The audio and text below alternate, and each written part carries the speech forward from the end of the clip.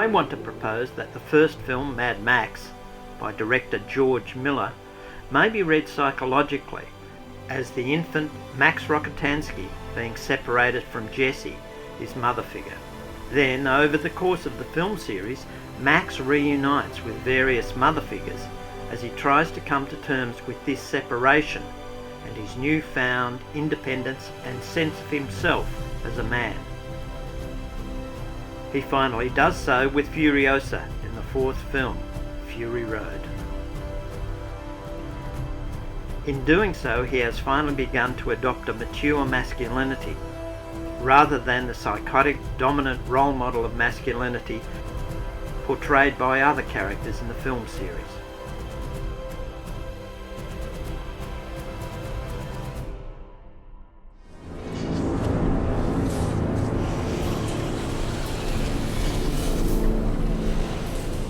What is this? It's mother's milk. Max Rockatansky, the lead character across the 4 Mad Max films, is washing his face here in mother's milk. Mother's milk! And the milk is coming out of the tanker. Perhaps we should be reading the tanker itself as a symbol of the mother, or at least the mother's breast. And further, that Furiosa herself may be read as a mother figure. Often these allegorical, metaphorical stories they're in the eye of the beholder. Freddie Mercury, when asked the meaning of his songs, he said, "If you see it, darling, it's there." And I think it's true about anything that has a poetic dimension. But first things first, how could the tanker be the mother? That's the order! Have a look at the opening credits for this TV show, My Mother the Car, from 1965.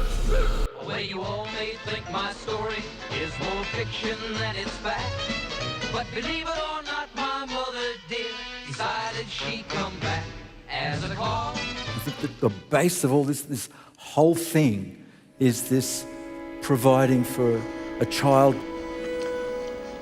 The subject comes back quite often, and it has to do with the good mother who provides milk. But let's go back to the beginning, with director George Miller's first Mad Max film from 1979. Okay, Max, and the baby with whom he is being compared here, isn't drinking milk. But he is gazing in adoration at Jessie, who strikes a pose similar to one of the earliest depictions of the Great Mother, carved here as the Venus of Laucelles, dating back more than 25,000 years. In her hand is not a saxophone, but a bison horn, remarkably similar to the earrings worn by Auntie Entity. The horn is seen again more recently in a sculpture of the great goddess Demeter. In her hand she holds the horn of plenty, or cornucopia as it's called, providing the world with a wealth of sustenance in fruit, honey and grain. The same subject appeared in this drawing, where the milk comes down like this and falls on the floor, helping nobody, maybe if there is a cat. This is a portrait of the abandoned child.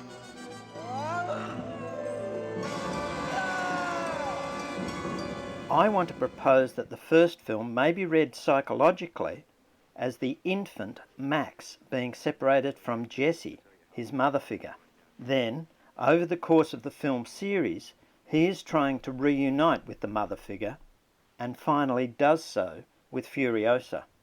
But just as a small child who practices escaping from his mother in an attempt at independence frequently encounters the hostility of the outside world, all of the films can be read as the infant Max, here apparently even pre-verbal, repeatedly coming and going from the mother figures in the films in his own search for independence and self-realisation. It's almost like a repetition compulsion for Max, who's repeating and repeating everything he's ever done. All goes back to the death of his wife and child, and here we are again. Jessie should be seen as the primary good mother figure. The beanbags in the shape of giant breasts on the bed, behind the couple in this shot to the left of frame, may be read as symbols of Jessie's love, She is the good breast who provides comfort, care and nurturing support for the young Max. While we're at it, compare this image of Max and Jessie to the young couple in the red car, violently attacked by the bikies later in the film. The young man could be seen to have fallen asleep at the girlfriend's breast. The background milk bar sign, like the beanbag breasts in the previous shot, are a playful endorsement of that idea. Their pose bears a striking resemblance to one of the most famous images of a mother and child, Michelangelo's Pieta. It all comes back to this in the end, doesn't it? To the mother.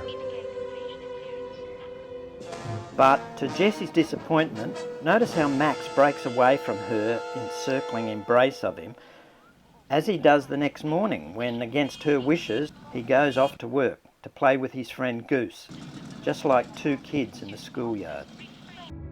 And here is an image of Max as a little child. If you think that seems strange, consider this image.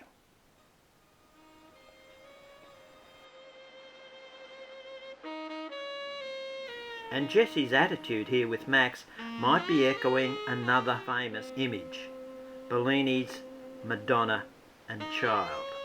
This Mad Max thing is it's almost like the Oedipal thing. It's like a complex. It's like a constellation in everybody's psychology.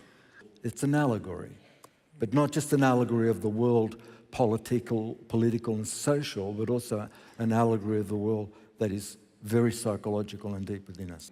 I always say that this film is forward to the past, even though we go to some post-apocalyptic future. I'm looking behind us now, across the count of time, down the long hall, into history back. I sees the end, what with the start. It's poxoclips full of pain. We're basically going back to a medieval, dark age. As Max enters the cave-like entrance at Bartertown, he could be seen to be going into the past, as director George Miller describes it. Max could be interpreted as entering the belly or womb of the mother. The idea of the cave as a representation of the mother's womb is an ancient one, and it's captured here in director John Huston's film Freud, The Secret Passion. In this scene from Huston's film, the famous psychoanalyst Sigmund Freud, played here by actor Montgomery Clift, dreams of his return to the womb of the Great Mother, the long piece of rope representing the umbilical cord. And here at the crack in the earth, arguably another mother symbol, a variation of the idea of a cave representing the female genital, the womb or birthplace, we see the young mother, Savannah Nix, ritualistically cutting the umbilical cord for Max.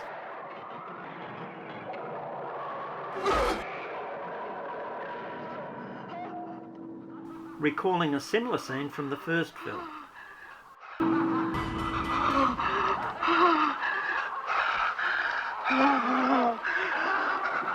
Mother. No, dear, it's Martha. Your wife, Martha. Another figure in the Mad Max series is the warrior woman in Mad Max 2, The Road Warrior. She too might be seen as a good mother, the white outfit aligning her with Jessie. And then there's Auntie Entity. The saxophone in the background provides a plaintive reminder of Max's wife, Jessie. And with a flash of her breasts, the fruit offered to Max hints at the forbidden apple from the Garden of Eden.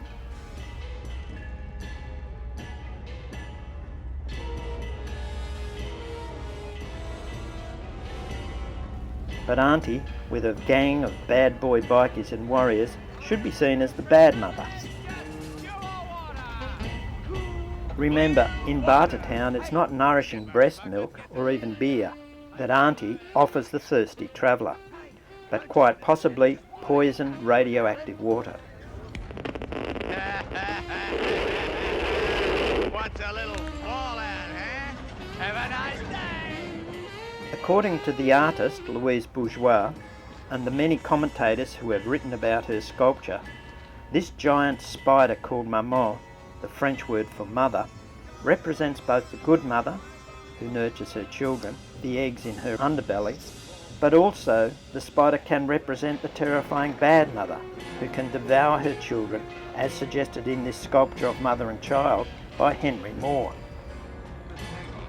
In this sketch, Bourgeois has represented her mother as a house atop a long-legged female body.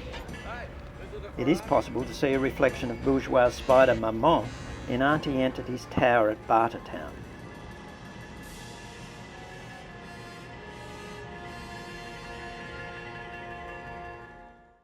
And in this other sculpture by the artist, with the cage below it, as well as in the following sketch of a fashion item from the 19th century, you might also see something like Thunderdome.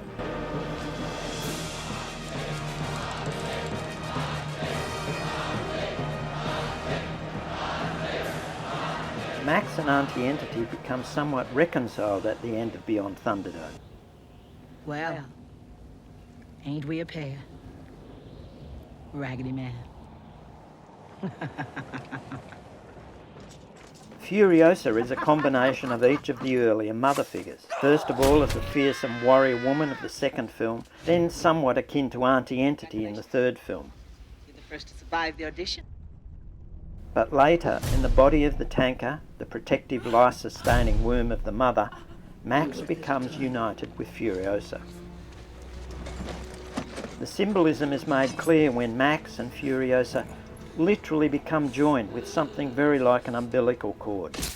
So the film series may be interpreted as an illustration that a mature form of masculinity must reconcile the opposing infantile images of the all-loving and nurturing mother figure, the good breast, with the fearsome, controlling and devouring mother figure, the bad breast.